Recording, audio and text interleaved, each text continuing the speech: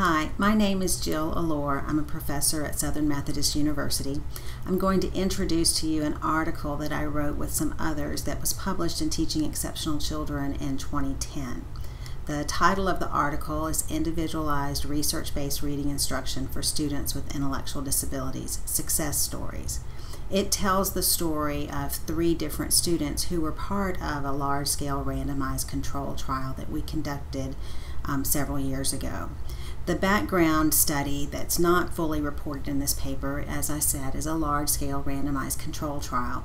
What we did was we provided students with intensive intervention for up to 4 years.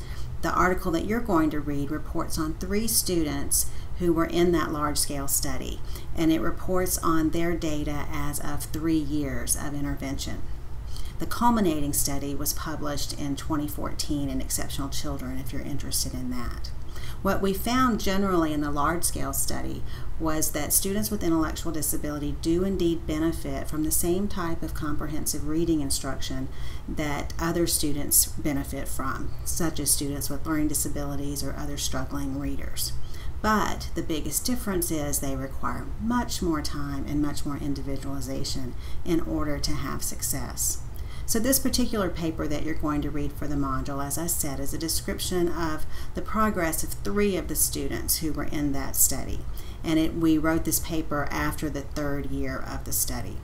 The guiding question for the module is, what are the challenges of using CBM for students with intellectual disability?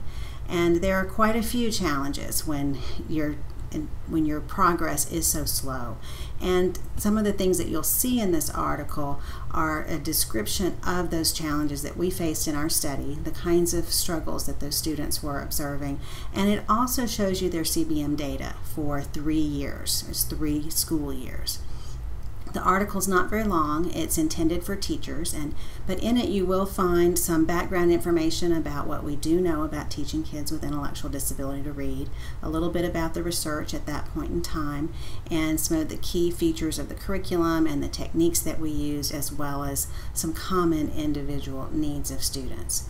But what's most important for you in terms of this module are the descriptions of the specific cases, the challenges that those particular students faced, and their data.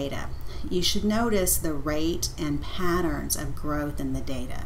That's probably the main reason we chose this particular article for you to read, because you can see in their data some of the challenges that we faced. Because measuring growth for this population of students is quite difficult. And it's difficult for teachers to know when what they're doing is really working, because student progress is so slow. So to repeat, the guiding question is, what are the challenges of using CBM for students with intellectual disability? To expand on that just a bit, think about the advice that you would have for teachers. What do we know that we can already tell teachers? And what are some questions that you think we need to be addressing as researchers? I would encourage you to discuss these questions and your ideas with the DBI coach that you're going to interview later as part of this module. I hope you enjoy the article and that it stimulates a lot of ideas for how we can help students with intellectual disability make the most reading progress possible.